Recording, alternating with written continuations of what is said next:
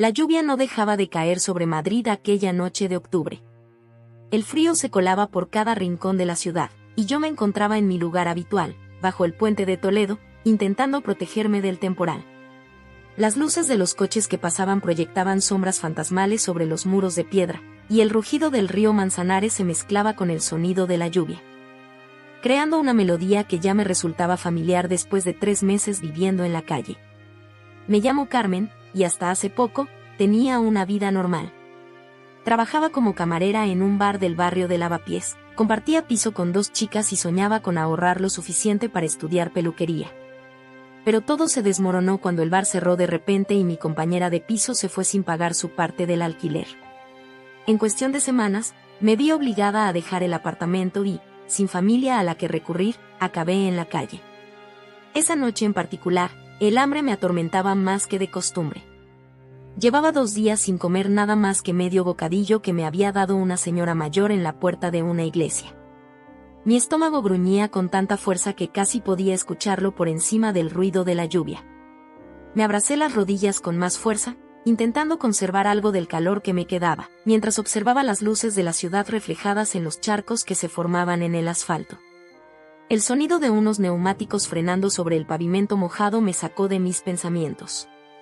Un Mercedes negro, reluciente a pesar de la lluvia, se detuvo justo frente a donde me encontraba.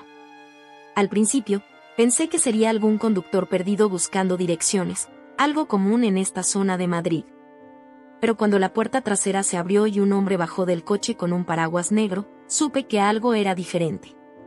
El hombre era alto, probablemente rozando el 1,90 m, y vestía un traje oscuro que parecía valer más que todo lo que yo había ganado en mi vida.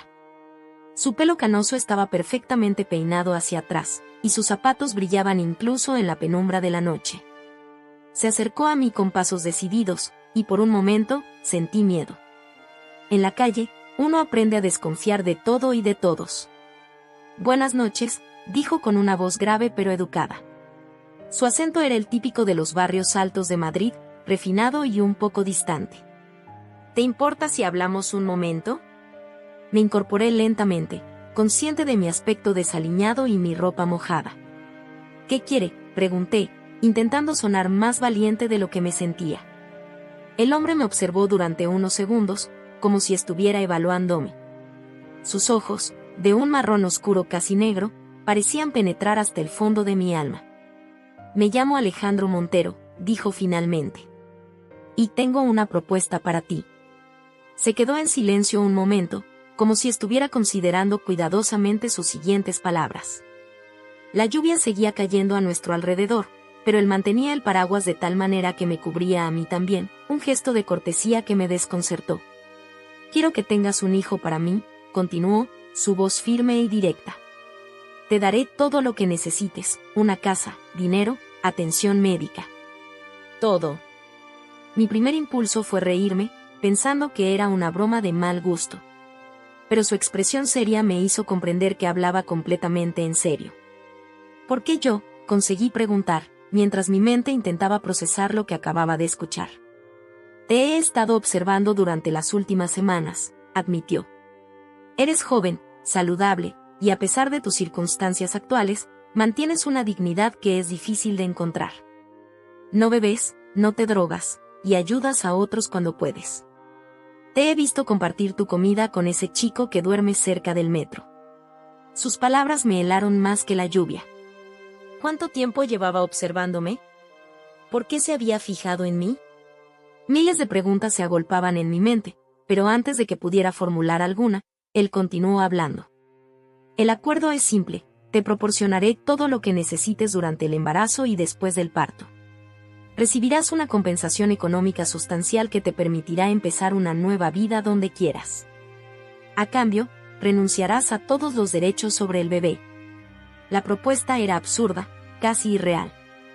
Pero mientras él hablaba, mi estómago volvió a gruñir, recordándome mi situación desesperada. Miré a mi alrededor, el puente húmedo, las mantas mojadas, las miradas de lástima de los transeúntes. ¿Realmente tenía algo que perder? «¿Por qué no adopta?», pregunté, intentando entender su motivación. «Los procesos de adopción son largos y complicados», respondió con un deje de impaciencia en su voz. Y tengo mis razones para querer que el niño sea, biológicamente mío. El silencio que siguió fue interrumpido solo por el sonido de la lluvia y el tráfico distante. Alejandro sacó una tarjeta de su bolsillo y me la tendió. Toma tu tiempo para pensarlo. Si aceptas, llama a este número. Si no, nunca volverás a verme. Con esas palabras, se dio la vuelta y caminó hacia su coche. El conductor, que había permanecido invisible hasta entonces, le abrió la puerta, y en cuestión de segundos, el Mercedes negro desapareció en la noche lluviosa de Madrid. Me quedé mirando la tarjeta en mi mano. Era de un papel grueso y elegante, con solo un número de teléfono impreso en letras doradas. No había nombre, ni dirección, ni ninguna otra información. La guardé en el bolsillo de mi chaqueta mojada, intentando protegerla de la lluvia. Esa noche no pude dormir. Las palabras de Alejandro resonaban en mi cabeza una y otra vez. Pensé en mi vida anterior, en mis sueños abandonados, en el frío que me calaba los huesos. Pensé en el bebé que podría tener, en cómo sería llevarlo dentro de mí durante 9 meses para luego entregarlo a un desconocido. Me pregunté si podría vivir con esa decisión el resto de mi vida. La mañana llegó con un cielo despejado, como si la tormenta de la noche anterior hubiera sido solo un mal sueño. Me levanté temprano y caminé hasta una cabina telefónica cercana. Saqué la tarjeta del bolsillo, ahora arrugada pero aún legible. Mis dedos temblaban mientras marcaba los números. Una voz femenina respondió al tercer tono. «Despacho del señor Montero, ¿en qué puedo ayudarle?» «Mi nombre es Carmen», dije, sorprendida por lo firme que sonaba mi voz. «El señor Montero me dio esta tarjeta anoche. Quiero decirle que acepto su propuesta». Hubo un breve silencio al otro lado de la línea. «Por supuesto», respondió la mujer, su tono profesional e impersonal. «Un coche pasará a recogerla en 1 hora en el mismo lugar donde se encontraron anoche». Y así, con una simple llamada telefónica, sellé mi destino. No sabía entonces que esa decisión, tomada en la desesperación de mi situación, cambiaría no solo mi vida, sino también la del misterioso millonario que había aparecido bajo la lluvia. Exactamente 1 hora después, el mismo Mercedes negro se detuvo junto al puente. Esta vez, además del conductor, había una mujer en el asiento trasero. Era una señora de mediana edad, con el pelo gris recogido en un moño apretado y gafas de montura dorada. Se presentó como María, la asistente personal del señor Montero. «Todo está preparado», me dijo mientras el coche se deslizaba por las calles de Madrid. «El señor Montero ha dispuesto un apartamento para ti en La Moraleja. Tendrás todo lo que necesites, y un equipo médico supervisará tu embarazo desde el primer día». Mientras el coche avanzaba hacia el norte de la ciudad, dejando atrás el centro histórico y adentrándose en los barrios residenciales más exclusivos, me di cuenta de que ya no había vuelta atrás. Por bien o por mal, había tomado una decisión que cambiaría el curso de mi vida para siempre. El apartamento en La Moraleja era más grande que cualquier lugar donde hubiera vivido antes. Situado en un edificio moderno con vigilancia las 24 horas, ocupaba toda la última planta y tenía ventanales del suelo al techo que ofrecían una vista espectacular de la Sierra de Madrid. El lujo me abrumaba: suelos de mármol italiano, muebles de diseño, una cocina que parecía sacada de una revista de decoración y un dormitorio principal que era más grande que mi antiguo apartamento entero. María, la asistente de Alejandro, me explicó el funcionamiento de todo, desde el sistema de seguridad hasta cómo usar los electrodomésticos de última generación. Me entregó un teléfono móvil nuevo y una tarjeta de crédito. «Para cualquier cosa que necesites», dijo con su tono eficiente. «Tienes cita con el ginecólogo mañana a las 10. El chofer te recogerá a las 9:30. Los primeros días fueron extraños. Me sentía como una intrusa en aquel espacio tan elegante, temiendo manchar algo o romper algún objeto valioso. Las noches eran especialmente difíciles. El silencio en aquel barrio residencial era tan profundo que me costaba dormir. Echaba de menos el rumor constante del centro de Madrid. Incluso los ruidos bajo el puente se habían convertido en una especie de arrullo familiar. El doctor Ramírez, el ginecólogo elegido por Alejandro, Resultó ser un hombre mayor y amable que trabajaba en una clínica privada en el Paseo de la Castellana. Me explicó el proceso de inseminación artificial con una mezcla de profesionalidad y cercanía que me hizo sentir más tranquila. Todo está preparado, me dijo. Solo necesitamos que tu cuerpo esté en el momento adecuado del ciclo.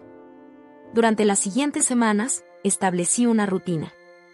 Por las mañanas, después del desayuno que me preparaba Rosa, la cocinera contratada por Alejandro, daba largos paseos por el vecindario.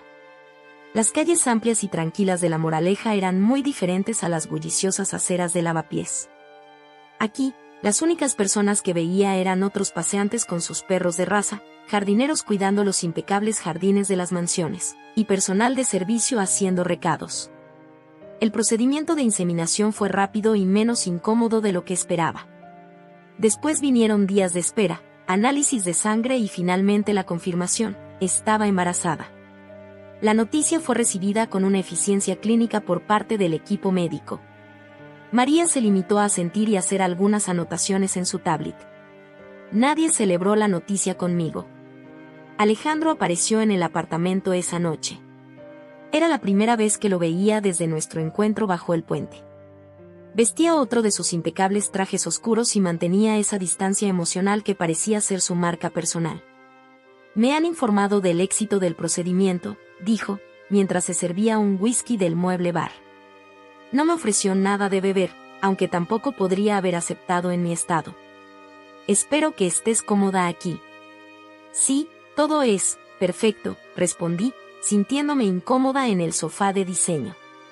Gracias. Bien, asintió. María se encargará de coordinar todas tus citas médicas. El doctor Ramírez supervisará todo el proceso. No debes preocuparte por nada. Hizo una pausa y me miró directamente por primera vez en toda la conversación. Solo recuerda nuestro acuerdo. Una vez que nazca el bebé, recibirás tu compensación y cada uno seguirá su camino. Sus palabras, aunque esperadas, me golpearon con una dureza que no anticipé. Hasta ese momento, el embarazo había sido algo abstracto, una serie de procedimientos médicos y cambios en mi vida. Pero escucharlo hablar del bebé como si fuera una mera transacción comercial me provocó una sensación de vacío en el estómago. Los días se convirtieron en semanas, y las semanas en meses. Mi cuerpo comenzó a cambiar, y con él, mis emociones. El doctor Ramírez me aseguró que las náuseas matutinas y los cambios de humor eran normales, pero había algo más profundo que me inquietaba. Cada mañana, al mirarme en el enorme espejo del baño, veía cómo mi vientre crecía, y con él, una conexión que no debería estar formando. Rosa, la cocinera, se convirtió en mi único contacto humano real. Era una mujer de unos 50 años, valenciana, que llevaba toda su vida trabajando para familias adineradas. Mientras preparaba mis comidas, especialmente diseñadas según las indicaciones del nutricionista, me contaba historias de su vida, de su pueblo cerca de Valencia, de sus hijos ya mayores. A veces, cuando notaba que estaba especialmente melancólica, se sentaba conmigo a tomar un té y me hacía compañía en silencio. No es bueno estar tan sola, me dijo un día, mientras preparaba una crema de verduras. Una embarazada necesita hablar, reír, sentirse acompañada. ¿No tienes familia, niña? Le conté mi historia, o al menos parte de ella. Le hablé de mis padres, fallecidos en un accidente de coche cuando yo tenía 16 años, de mi tía que me acogió pero que murió de cáncer 2 años después, de cómo había tenido que arreglármela sola desde entonces. No le conté sobre el acuerdo con Alejandro, sabía que había firmado un contrato de confidencialidad. ¡Ay, mi niña!, suspiró, y por un momento pensé que iba a abrazarme, pero se contuvo. Supongo que también le habían dejado claros los límites de nuestra relación. Las visitas al doctor Ramírez se convirtieron en mi única excusa para salir del apartamento. Cada semana, el chofer me llevaba a la clínica, donde pasaba horas realizándome pruebas y ecografías. El bebé crecía sano y fuerte, me aseguraban, aunque yo apenas podía distinguir las formas en blanco y negro en la pantalla del ecógrafo. Una tarde, durante el 5º mes de embarazo, el doctor me preguntó si quería saber el sexo del bebé. Antes de que pudiera responder, María, que siempre estaba presente en las consultas, intervino: el señor Montero prefiere que sea una sorpresa. Y así se zanjó el tema. la soledad comenzó a pesarme más que el propio embarazo. Tenía todo lo que podía necesitar materialmente: ropa de maternidad de las mejores marcas, comida gourmet, un apartamento lujoso, atención médica de primera clase. Pero me faltaba lo más básico: alguien con quien compartir mis miedos, mis alegrías, las pequeñas victorias diarias, como sentir las primeras pataditas del bebé. Intenté distraerme con la televisión, con libros de la biblioteca del apartamento, incluso comencé a escribir un diario. Pero las noches eran especialmente difíciles. Me despertaba sobresaltada, a veces por las patadas del bebé, otras por pesadillas en las que me lo arrebataban nada más nacer. En esos momentos, sola en la oscuridad de mi habitación de lujo, añoraba incluso los días bajo el puente, donde al menos tenía la compañía ocasional de otros sin techo, la solidaridad de los que no tienen nada. Alejandro apareció algunas veces más durante esos meses, siempre de manera breve y formal. Nunca preguntaba cómo me sentía, nunca mostraba interés por el desarrollo del embarazo más allá de los informes médicos que recibía. Era como si yo fuera simplemente un recipiente, un medio para conseguir lo que quería. Un día, en el 7º mes, mientras estaba sentada en el balcón viendo atardecer sobre Madrid, sentí un movimiento especialmente fuerte en mi vientre. Instintivamente, puse mi mano sobre él y comencé a hablarle al bebé en voz baja. Le conté sobre el cielo anaranjado, sobre los pájaros que volaban hacia sus nidos, sobre mis sueños y miedos. Fue en ese momento cuando me di cuenta de que me había enamorado completamente de este pequeño ser que crecía dentro de mí. Esa noche lloré hasta quedarme dormida, consciente de que tendría que entregarlo en menos de 2 meses. El contrato que había firmado era muy claro al respecto: renunciaría a todos los derechos sobre el bebé, no podría buscarlo ni contactarlo nunca, ni siquiera sabría su nombre. Rosa pareció notar mi cambio de ánimo al día siguiente. Mientras me servía el desayuno, me apretó suavemente el hombro, un gesto pequeño pero lleno de compasión. Las cosas siempre encuentran su camino, mi niña, me dijo con una sonrisa triste. A veces no de la manera que esperamos, pero siempre hay un plan más grande que nosotros. Las últimas semanas del embarazo fueron un torbellino de emociones contradictorias. Por un lado, estaba la alegría y la expectación natural de cualquier madre primeriza. Por otro, el dolor anticipado de la separación que se avecinaba. El doctor Ramírez programó una cesárea para la semana 39, para tener todo bajo control, según explicó. María apareció con más documentos para firmar, más renuncias, más compromisos de confidencialidad. También me entregó un sobre cerrado. Tu compensación económica, dijo secamente. El señor Montero ha sido generoso.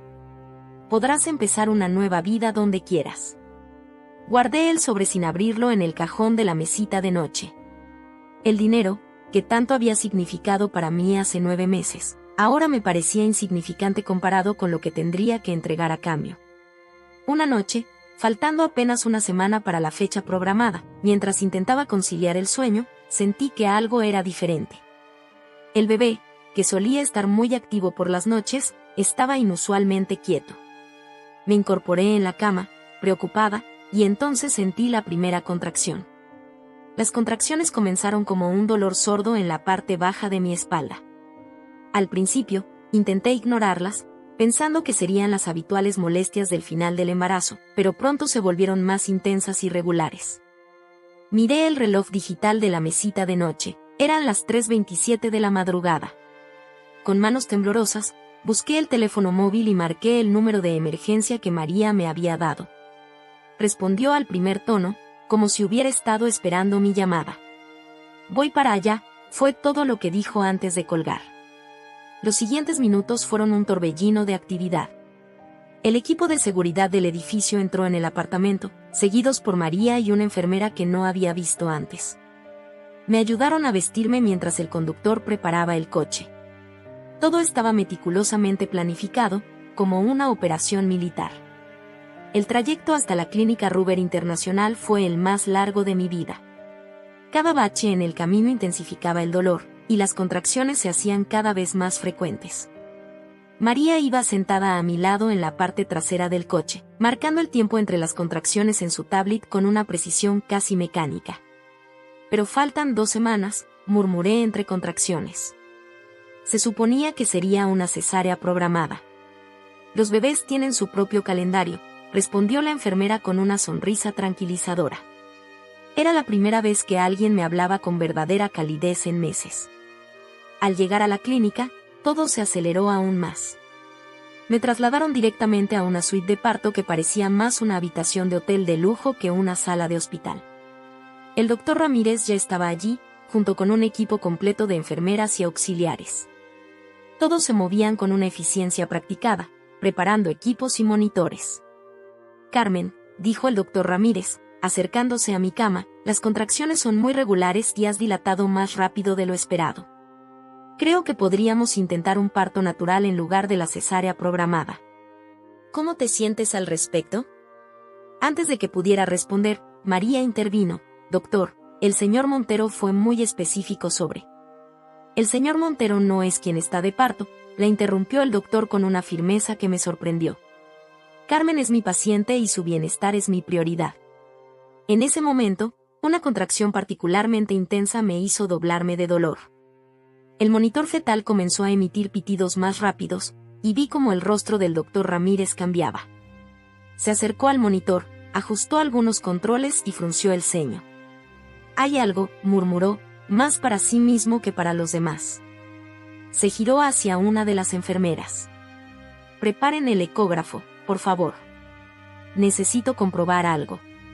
Los minutos siguientes fueron confusos.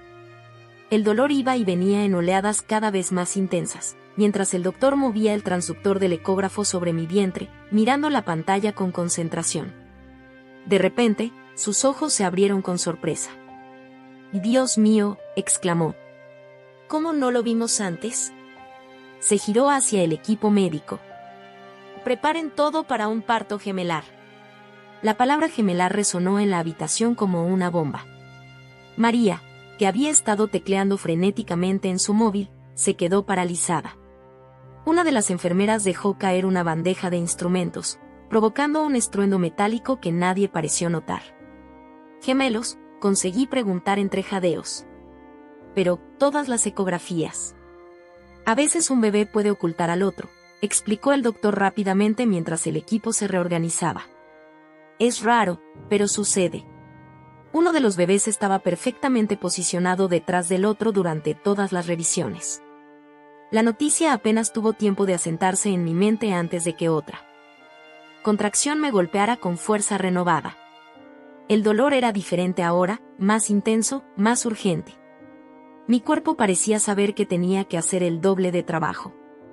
Las siguientes horas fueron un borrón de dolor, voces y luces brillantes. El equipo médico trabajaba coordinadamente, dándome instrucciones y ánimos. El doctor Ramírez mantenía la calma, dirigiendo todo con una seguridad que resultaba tranquilizadora. En algún momento, mientras el dolor alcanzaba su punto máximo, vi que Alejandro había entrado en la habitación. Estaba de pie en una esquina, vestido con un traje oscuro a pesar de la hora, observando todo con una expresión que no pude descifrar. Nuestras miradas se cruzaron brevemente antes de que otra contracción me obligara a cerrar los ojos. «Ya veo la cabeza», anunció el doctor. «Un empujón más, Carmen. Tú puedes». El primer llanto resonó en la habitación a las 6:42 de la mañana. «¿Qué es un niño?», exclamó una enfermera. Apenas tuve tiempo de procesar la noticia cuando el doctor me urgió a seguir pujando. «Vamos, Carmen, falta uno más. El segundo bebé está en posición». A las 6:47, un segundo llanto se unió al primero. La habitación se llenó de una actividad frenética mientras el equipo médico atendía a los dos recién nacidos. Escuché exclamaciones de sorpresa y murmullos asombrados, pero estaba demasiado agotada para entender qué sucedía. «Son idénticos», escuché decir a alguien. «Completamente idénticos». Fue entonces cuando vi algo que nunca olvidaré. Alejandro, el hombre que durante meses había mantenido una distancia emocional absoluta, estaba llorando. Las lágrimas corrían por su rostro mientras miraba a los bebés que las enfermeras limpiaban y envolvían en mantas. Se acercó tambaleante a las cunas donde habían colocado a los niños. Su mano temblaba cuando tocó suavemente la mejilla de uno de ellos. «Es imposible», murmuró. «Es exactamente como».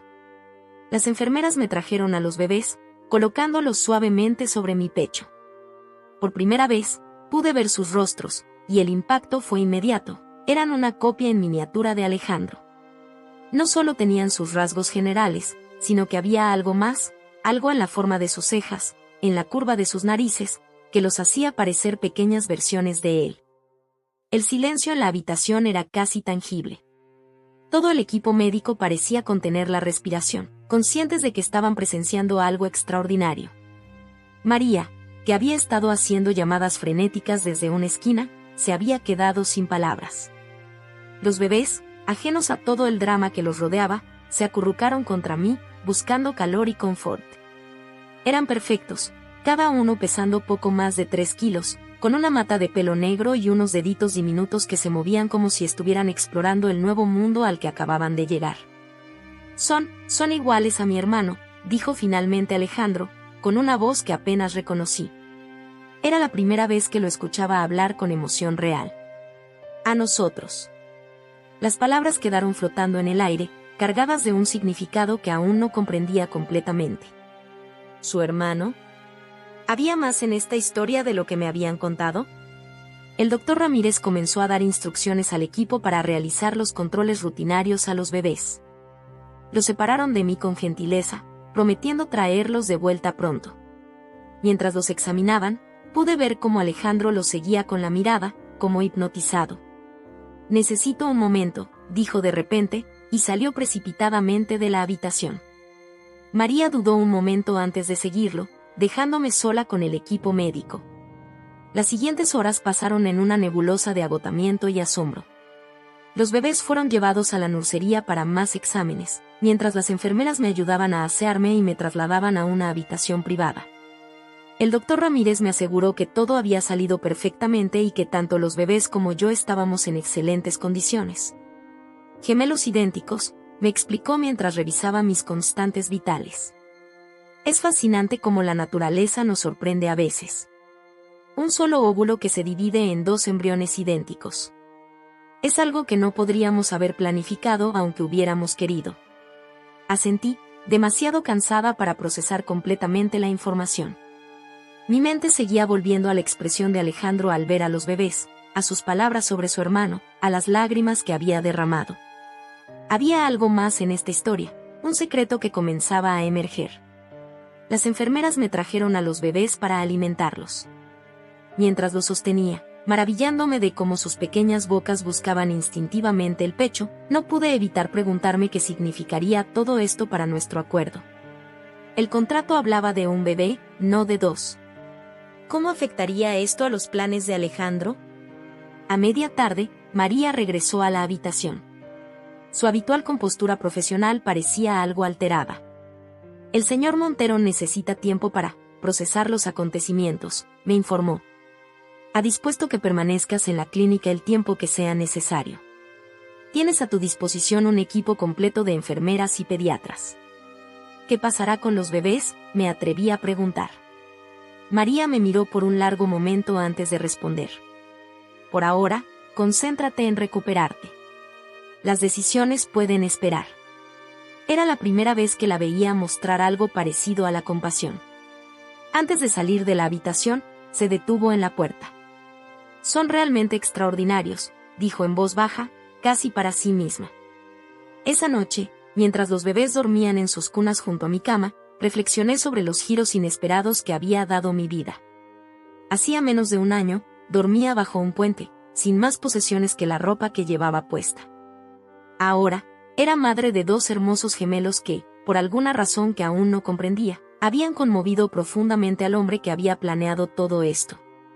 El destino, pensé, tiene un extraño sentido del humor. Los 3 días siguientes al nacimiento transcurrieron en una rutina tranquila dentro de la clínica. Las enfermeras me ayudaban con los gemelos, enseñándome cómo alimentarlos, cambiarlos y entender sus diferentes llantos. Los bebés eran sorprendentemente tranquilos, despertando solo para comer y volviendo a dormir pacíficamente después. Alejandro no había vuelto a aparecer desde su abrupta salida el día del parto. María pasaba brevemente cada mañana para asegurarse de que no nos faltara nada, pero evitaba cualquier conversación sobre su jefe o sobre el futuro de los niños. El personal de la clínica, claramente instruido para mantener la discreción, se limitaba a sus tareas médicas sin hacer preguntas. La tarde del cuarto día, mientras los bebés dormían después de su toma, escuché un suave golpe en la puerta. Era diferente al toque profesional de las enfermeras o al golpeteo enérgico de María. Cuando dije adelante, Alejandro entró en la habitación. Se había quitado la corbata y llevaba el cuello de la camisa desabrochado, algo que nunca le había visto hacer antes. Tenía ojeras pronunciadas y su pelo, habitualmente impecable, mostraba signos de que se había pasado las manos por él muchas veces. Se quedó de pie junto a la puerta, como si no se atreviera a acercarse más. ¿Puedo?, preguntó, señalando una silla cerca de mi cama. Asentí, observándolo mientras se movía con una cautela poco característica en él. Se sentó y miró a los gemelos durante varios minutos sin decir nada. El silencio en la habitación solo era interrumpido por las suaves respiraciones de los bebés. Se llaman Lucas y Javier, dijo finalmente, con voz ronca. Mi hermano y yo. Me incorporé un poco en la cama, sorprendida por sus palabras. Era la primera vez que mencionaba el nombre de su hermano. Éramos gemelos idénticos, como ellos, continuó, sin apartar la mirada de las cunas. Nacimos en el Hospital La Paz, un día de octubre de 1973. Nuestros padres no esperaban gemelos, en aquella época no había ecografías tan precisas. Fue una sorpresa total para todos. Hizo una pausa, como si estuviera organizando sus pensamientos o reuniendo fuerzas para continuar. Crecimos en el barrio de Salamanca, en un piso grande cerca del Retiro. Nuestros padres tenían una empresa de construcción que empezaba a despegar con el boom inmobiliario de los años 80. Éramos inseparables, como suele pasar con los gemelos. Compartíamos habitación, amigos, aficiones. Incluso nos vestían igual, aunque lo odiábamos. Una pequeña sonrisa apareció en sus labios al recordar, pero desapareció rápidamente. En el colegio nos llamaban los clones, porque era imposible distinguirnos. Nos divertíamos confundiendo a los profesores, intercambiando clases, haciendo exámenes el uno por el otro. Javi era mejor en matemáticas, yo en literatura. Nos complementábamos perfectamente. Se levantó y se acercó a las cunas, observando a los bebés dormir. Sus manos temblaban ligeramente cuando las apoyó en el borde de una de las cunas. La empresa de nuestros padres creció exponencialmente durante nuestra adolescencia. De pronto éramos ricos, muy ricos. Nos mudamos a una mansión en La Moraleja, la misma donde vivo ahora. Teníamos todo lo que dos adolescentes podían desear: coches, viajes, fiestas. Pero lo único que realmente nos importaba era estar juntos. Se pasó una mano por el rostro, y me di cuenta de que estaba luchando por contener las lágrimas. El accidente fue en 1992. Acabábamos de cumplir 19 años y estábamos celebrando que nos habían aceptado en la misma universidad. Íbamos a estudiar empresariales juntos, por supuesto. Era una noche de lluvia, como la noche que te encontré. Javi conducía mi coche, un BMW que nos habían regalado nuestros padres. Yo iba en el asiento del copiloto. Volvíamos de una fiesta en casa de un amigo. Su voz se quebró. Se alejó de las cunas y se acercó a la ventana, dándome la espalda. Podía ver la tensión en sus hombros, la lucha interna por mantener el control. Un camión se saltó un semáforo en la M30. Nos embistió por el lado del conductor. El impacto fue. Javi murió en el acto. Yo salí prácticamente ileso, solo con algunos cortes y contusiones. Los médicos dijeron que fue un milagro que sobreviviera. Pero no se sentía como un milagro. Se sentía como una cruel broma del destino. Se giró hacia mí, y pude ver las lágrimas que ya no intentaba ocultar. ¿Sabes lo que significa mirarte al espejo cada día y ver el rostro de tu hermano muerto? ¿Ver exactamente lo que él sería si estuviera vivo? Durante años no pude mirarme al espejo sin romper a llorar. Me dejé crecer la barba, me teñí el pelo, cualquier cosa para no parecer su reflejo. Pero era inútil. Él estaba allí, en cada rasgo de mi cara, en cada gesto. Volvió a sentarse, esta vez más cerca de mi cama. Nuestros padres nunca se recuperaron. Mi padre se hundió en el trabajo, mi madre en los tranquilizantes. La empresa siguió creciendo, pero nuestra familia estaba rota. Murieron en un accidente de avión 5 años después, volviendo de un viaje de negocios a Dubái. Para entonces, yo ya había tomado el control de la empresa y la había expandido internacionalmente. El trabajo era lo único que me mantenía cuerdo. Uno de los bebés se movió en su cuna, haciendo un pequeño ruido. Alejandro se levantó inmediatamente y se acercó, ajustando suavemente la manta que lo cubría. Nunca me casé, nunca tuve una relación seria. ¿Cómo explicarle a alguien el vacío que sientes cuando has perdido a tu otra mitad? Los años pasaron, y la soledad se volvió mi compañera constante. Y entonces, hace un año, vi un documental sobre gemelos separados al nacer. Hablaba sobre cómo, incluso criados en diferentes familias, desarrollaban personalidades y gustos similares. Sobre cómo el vínculo gemelar era algo más profundo que el ambiente o la educación. Se volvió hacia mí, y por primera vez desde que lo conocía, vi vulnerabilidad en sus ojos. Fue entonces cuando se me ocurrió la idea. Si tenía un hijo, tal vez podría recuperar una parte de lo que había perdido. No sería lo mismo, lo sabía, pero al menos tendría algo de Javi viviendo a través de mis genes. Contraté a los mejores especialistas en fertilidad, investigué durante meses. Y entonces te vi, aquella noche bajo la lluvia. ¿Por qué yo?, pregunté en voz baja, la misma pregunta que había estado en mi mente durante meses. Porque vi algo en ti que me recordó a nosotros cuando éramos jóvenes. Esa determinación, esa dignidad a pesar de las circunstancias. Hice que investigaran tu pasado, por supuesto. Sin antecedentes, sin adicciones, una historia de trabajo duro y mala suerte. Y tenías la edad perfecta, la salud perfecta. Se interrumpió, mirando nuevamente a los gemelos. Pero esto es más de lo que jamás imaginé. Es como si el destino hubiera decidido jugar una última carta. Son idénticos, Carmen. No solo entre ellos, sino a nosotros cuando éramos bebés. Tengo fotos, te las mostraré. Es increíble. Los bebés comenzaron a despertar, primero uno y luego el otro, como si estuvieran sincronizados. Alejandro los observaba con una mezcla de asombro y terror. No sé qué hacer, admitió en un susurro. Había planeado todo tan meticulosamente. Pero esto cambia todo. No puedo separarlos. No después de lo que viví con Javi. No puedo condenarlos a vivir el uno sin el otro.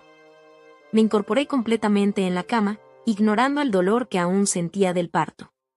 ¿Y qué propones?, pregunté, mientras una de las enfermeras entraba para ayudarme con la alimentación de los bebés. Alejandro se pasó las manos por el pelo nuevamente, un gesto que empezaba a reconocer como señal de su agitación interior. Necesito tiempo, dijo finalmente. Necesito pensar. Todo esto es demasiado. Se dirigió hacia la puerta, pero se detuvo antes de salir. Carmen, dijo, sin volverse, gracias. Por darme esto, aunque no fuera lo que esperaba. Después de que se fue, mientras alimentaba a los bebés, pensé en todo lo que me había revelado. Su historia explicaba tantas cosas, la soledad en sus ojos, la frialdad que mostraba al mundo, la obsesión por tener un hijo propio. Y ahora, el destino no solo le había dado un hijo, sino dos, una réplica exacta de lo que había perdido. Las enfermeras entraban y salían, cambiando sábanas, tomando constantes, revisando a los bebés. Pero mi mente seguía dando vueltas a la historia de Alejandro. ¿Qué significaría esto para nuestro futuro? ¿Para el futuro de los gemelos? Esa noche, mientras los bebés dormían pacíficamente en sus cunas, me encontré susurrándoles, Lucas y Javier. ¿Ese será vuestro destino también? ¿Llevar los nombres de una historia tan triste? Un pequeño movimiento en la puerta me sobresaltó. Era María, que había entrado silenciosamente. El señor Montero se ha encerrado en su despacho, me informó en voz baja. Ha cancelado todas sus reuniones de la semana. Nunca lo había visto así. Por primera vez, vi preocupación genuina en su rostro. ¿Tú lo sabías?, pregunté. ¿Lo de su hermano? María asintió lentamente. Trabajo para él desde hace 15 años. Sé muchas cosas que preferiría no saber. Pero esto... Hizo un gesto hacia los bebés. Esto es algo que nadie podría haber previsto. Una semana después del nacimiento de los gemelos, nos trasladaron del hospital a una casa diferente, más pequeña que la mansión de Alejandro pero igualmente lujosa, situada en un tranquilo barrio residencial de Las Rosas. María me explicó que Alejandro había considerado que necesitábamos un espacio más íntimo para adaptarnos a la nueva situación. La casa era moderna y luminosa, con un jardín trasero protegido por altos setos que garantizaban privacidad. Había una habitación especialmente acondicionada para los bebés, con 2 cunas idénticas, un cambiador doble y todo lo necesario por duplicado. Era evidente que alguien había pensado en cada detalle, aunque dudaba que hubiera sido el propio Alejandro. Rosa, la cocinera que me había acompañado durante el embarazo, vino con nosotros. Su presencia familiar era reconfortante en medio de tanto cambio. También contaba con la ayuda de 2 enfermeras pediátricas que se turnaban para asistirme con los gemelos las 24 horas del día. El señor Montero quiere asegurarse de que tengas todo el apoyo necesario, me había dicho María al presentarme al personal. Sin embargo, el propio Alejandro brillaba por su ausencia. Después de su confesión en el hospital, no había vuelto a aparecer. Los días se convirtieron en una rutina de alimentaciones, cambios de pañales y breves momentos de sueño entre las demandas de los bebés. Los gemelos, a quienes me negaba a llamar Lucas y Javier como había sugerido Alejandro, mostraban personalidades distintas desde el principio. El mayor por 5 minutos era más tranquilo, mientras que su hermano parecía más inquieto y demandante. Una mañana, mientras les daba el pecho en el sillón mecedor de su habitación, escuché el familiar sonido del Mercedes de Alejandro en el camino de entrada. Mi corazón dio un vuelco. Hacía 2 semanas que no lo veía, aunque María me mantenía informada de que estaba al tanto de todo lo relacionado con los bebés. Apareció en la puerta de la habitación minutos después, vestido con su habitual traje oscuro pero con un aspecto más cansado de lo que recordaba. Se quedó paralizado al vernos, como si la imagen de mi amamantando a sus hijos fuera demasiado íntima para él.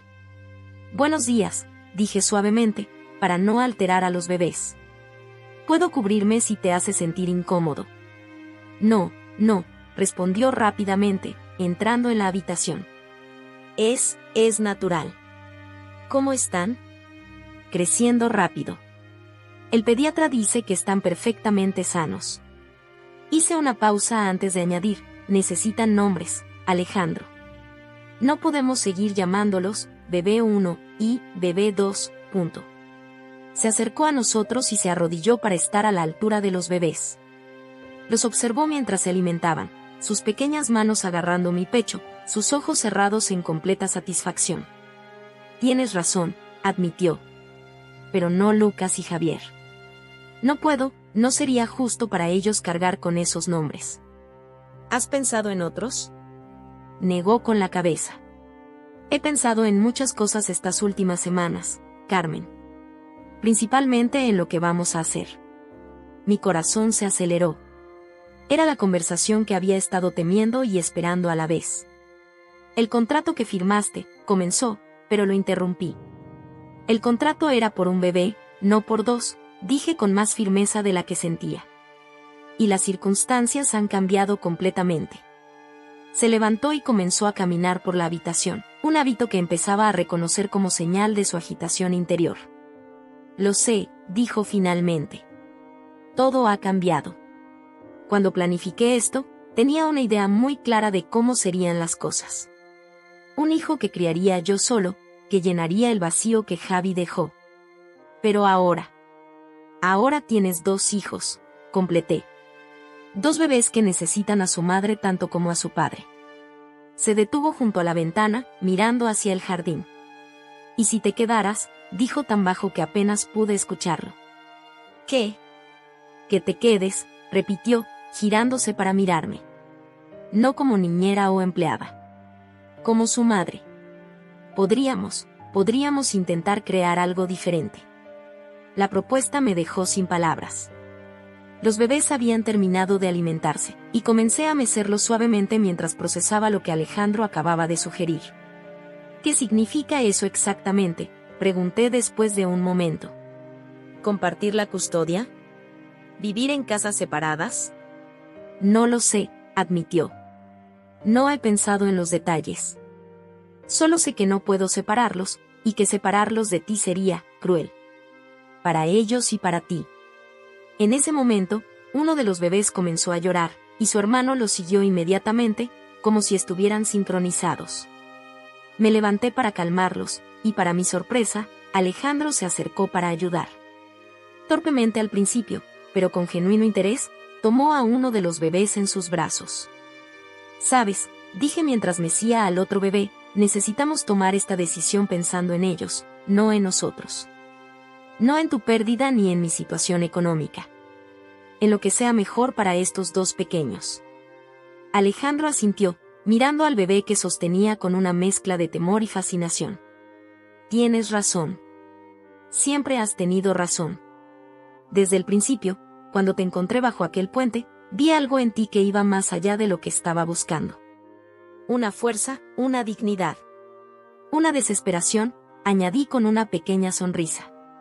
«Tal vez. Pero también algo más. Algo que me recordó a Javi, a cómo éramos antes del accidente. Esa capacidad de mantener la esperanza incluso en las peores circunstancias». Los bebés se habían calmado y comenzaban a dormirse. Los colocamos suavemente en sus cunas, y nos quedamos de pie entre ellas, observándolos. «No puedo ofrecerte un cuento de hadas», dijo Alejandro después de un largo silencio. «No soy un hombre fácil de tratar, y tengo muchos demonios con los que lidiar. Pero podríamos intentar construir algo. Por ellos». «¿Y el contrato?», pregunté. «¿Los documentos de renuncia que firmé?» «Pueden desaparecer», respondió simplemente. «Tengo buenos abogados». Me reí suavemente. «Por supuesto que los tienes». Nos sentamos en el pequeño sofá junto a la ventana, manteniendo la voz baja para no despertar a los bebés. «Necesito tiempo», dije finalmente. «Tiempo para pensar, para estar segura de que esto es lo correcto. No solo por los bebés, sino por nosotros también. No quiero que nos convirtamos en dos extraños que viven bajo el mismo techo solo por obligación». «Lo entiendo», asintió. «Toma el tiempo que necesites. Esta casa es tuya por ahora, y tienes todo el apoyo que puedas necesitar. Yo intentaré ser más presente, conocer mejor a los bebés. Si me lo permites». «Por supuesto que te lo permito. Son tus hijos también». Se levantó para marcharse, pero se detuvo en la puerta. «¿Carmen?» «Sí. Gracias. Por darme una oportunidad de hacer las cosas bien esta vez». Después de que se fue, me quedé sentada junto a las cunas, observando a los bebés dormir. Pensé en el giro increíble que había dado mi vida en menos de un año. De dormir bajo un puente a vivir en una casa lujosa. De no tener nada ni a nadie a ser madre de dos hermosos gemelos. Y ahora, esta oferta inesperada de Alejandro. Rosa entró silenciosamente con una taza de té, como si hubiera percibido que la necesitaba. «El señor Alejandro parecía diferente hoy», comentó mientras me entregaba la taza. «Más humano». «Está cambiando», respondí. «O tal vez solo está dejando ver quién es realmente». «Los bebés hacen eso», sonrió Rosa. «Nos obligan a ser mejores personas, aunque no queramos». Los días siguientes fueron un periodo de ajuste. Alejandro comenzó a visitar la casa regularmente, generalmente por las tardes. Al principio se mostraba torpe e inseguro con los bebés, pero poco a poco fue ganando confianza. Lo observaba aprender a cambiar pañales, a preparar biberones, a calmar llantos. Una tarde, mientras los cuatro estábamos en el jardín, los bebés dormidos en sus cochecitos bajo la sombra de un árbol, Alejandro me mostró un álbum de fotos antiguo. «Estas son las fotos que te mencioné», dijo, abriéndolo con cuidado. «Javi y yo de bebés». Las fotografías, aunque amarillentas por el tiempo, mostraban a dos bebés idénticos que podrían haber sido perfectamente nuestros hijos. Los mismos rasgos, la misma expresión, hasta la misma forma de dormir con las manitas cerradas en puños. «Es increíble», murmuré, pasando las páginas. ¿Has pensado que tal vez esto no es una coincidencia? ¿Que tal vez hay algo más grande que nosotros en juego? Alejandro me miró con curiosidad. ¿Crees en el destino? No lo sé. Pero después de todo lo que ha pasado, es difícil no pensar que hay algo más que simple casualidad en cómo se han desarrollado las cosas. Los meses siguientes fueron un periodo de adaptación para todos. Después de mucha reflexión, decidimos quedarnos en la Casa de las Rosas en lugar de mudarnos a la mansión de Alejandro en La Moraleja. Este lugar se había convertido en nuestro hogar, un espacio neutral donde podíamos construir algo nuevo sin las sombras del pasado. Los gemelos crecían rápidamente, desarrollando personalidades cada vez más distintivas. Finalmente, después de largas conversaciones, acordamos llamarlos Daniel y Martín. Queríamos nombres que tuvieran su propio significado, sin el peso de la historia familiar. Daniel, el mayor, era tranquilo y observador, mientras que Martín era más aventurero y expresivo. Verlos interactuar entre ellos era fascinante, incluso antes de poder hablar, parecían tener su propio lenguaje secreto. Alejandro se transformó gradualmente en su papel de padre. Al principio, sus visitas eran formales y algo tensas, como si estuviera en una reunión de negocios. Pero poco a poco, comenzó a relajarse. La primera vez que lo vi tumbado en el suelo jugando con los bebés, con la chaqueta del traje olvidada sobre una silla y la camisa arrugada, supe que algo fundamental había cambiado en él. Nunca pensé que podría ser así, me confesó una noche, después de haber pasado una hora intentando dormir a Martín, que estaba especialmente inquieto. Cuando planeé todo esto, imaginaba una relación más distante, como la que tuve con mi padre. Estábamos sentados en el porche trasero, bebiendo té mientras los monitores de bebé nos transmitían las suaves respiraciones de los gemelos dormidos. ¿Cómo era tu padre?, pregunté, dándome cuenta de que, a pesar de todo lo que sabía sobre la tragedia de su hermano, conocía poco sobre sus padres. Un hombre de negocios, ante todo, respondió, mirando hacia el jardín oscuro. Construyó su imperio desde cero, y eso era lo único que realmente le importaba. Nos quería, a su manera, pero siempre desde la distancia. Después de la muerte de Javi, se hundió en el trabajo aún más. Creo que no sabía cómo manejar el dolor de otra manera. ¿Y tu madre? Ella era diferente. Más cariñosa, más presente.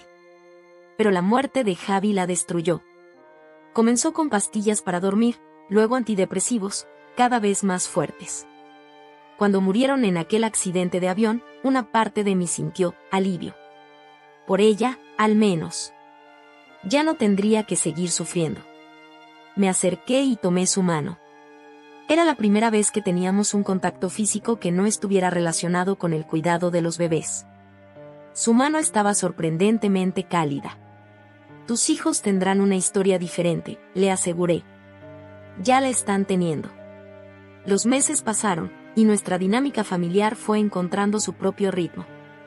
Alejandro comenzó a pasar más tiempo en la casa, llegando temprano por las mañanas antes de ir a la oficina y regresando por las tardes. A veces se quedaba hasta tarde, trabajando en su portátil mientras yo alimentaba a los bebés o simplemente conversando sobre nuestros días. Rosa seguía siendo una presencia constante y reconfortante, aunque su papel había evolucionado. Ya no era solo la cocinera, sino una especie de figura maternal para todos nosotros. Las enfermeras, en cambio, se fueron retirando gradualmente a medida que ganábamos confianza en el cuidado de los gemelos. María también cambió su actitud. Su frialdad profesional fue dando paso a una calidez cautelosa, especialmente con los niños. La sorprendí más de una vez haciendo caras graciosas a los bebés cuando pensaba que nadie la miraba. Un domingo por la mañana, mientras desayunábamos en el jardín, Alejandro me sorprendió con una pregunta. ¿Has pensado en retomar tus estudios? Levanté la vista de Daniel, a quien estaba intentando convencer de comer su papilla de frutas. ¿Mis estudios? Mencionaste una vez que querías estudiar peluquería. Antes de todo esto. Me sorprendió que recordara ese detalle de nuestra primera conversación bajo el puente. Sí, pero eso fue en otra vida. Ahora tengo otras prioridades. Podrías hacerlo, insistió. Podemos organizar los horarios, contratar ayuda adicional si es necesario. No tienes que renunciar a tus sueños solo porque ahora eres madre. La oferta me conmovió más de lo que esperaba. Era un reconocimiento de que me veía como más que la madre de sus hijos, que se preocupaba por mi desarrollo personal. Lo pensaré, prometí, y lo decía en serio. La transformación más sorprendente, sin embargo, fue la del propio Alejandro. El hombre frío y calculador que me había encontrado aquella noche lluviosa fue desapareciendo gradualmente, revelando a alguien más complejo y vulnerable. Seguía siendo un exitoso hombre de negocios, pero ahora era capaz de dejar esa faceta en la puerta cuando llegaba a casa. Un día, mientras los gemelos jugaban en su parque en el salón, lo encontré mirando una foto antigua de él y Javi. ¿Los ves en ellos?, pregunté suavemente. Cada día, admitió. Pero ya no duele como antes. Es más como un recordatorio dulce. Como si una parte de Javi estuviera aquí, viendo crecer a sus sobrinos. ¿Crees que estaría orgulloso? ¿De los niños? Sin duda. ¿De mí? Sonrió con tristeza. Me habría dado una patada en el trasero por cómo manejé todo al principio. Siempre fue el más sensible de los dos. Nuestra relación evolucionó lentamente, con cautela. Ninguno de los dos quería precipitar las cosas o complicar la delicada dinámica que habíamos construido. Pero había momentos, miradas compartidas sobre las cabezas de los bebés, conversaciones que se extendían hasta la madrugada, roces casuales que se prolongaban un segundo más de lo necesario, que sugerían que algo más estaba creciendo entre nosotros. La primera vez que me besó fue después de una noche particularmente difícil. Martín había estado enfermo con fiebre, y nos habíamos turnado para cuidarlo. Cuando finalmente la fiebre cedió y el niño se durmió, nos encontramos en la cocina, agotados pero aliviados. Gracias, dijo simplemente, y antes de que pudiera preguntar por qué, sus labios estaban sobre los míos. Fue un beso suave, casi tímido, tan diferente de la imagen que proyectaba al mundo. Después de eso, las cosas cambiaron sutilmente. Alejandro comenzó a pasar más noches en la casa, primero en la habitación de invitados, luego, gradualmente, en la mía. No hablamos mucho sobre ello, simplemente dejamos que sucediera naturalmente. Los gemelos cumplieron su primer año en una tarde soleada de octubre. Organizamos una pequeña celebración en el jardín, solo la familia más cercana, nosotros, Rosa, María, y algunos amigos cercanos que Alejandro había hecho en los últimos meses. Ver a los niños intentando soplar las velas de su tarta, con sus caritas manchadas de chocolate y sus risas contagiosas, me hizo darme cuenta de lo lejos que habíamos llegado. ¿Eres feliz?, me preguntó Alejandro esa noche, después de que los niños estuvieran dormidos y los invitados se hubieran marchado.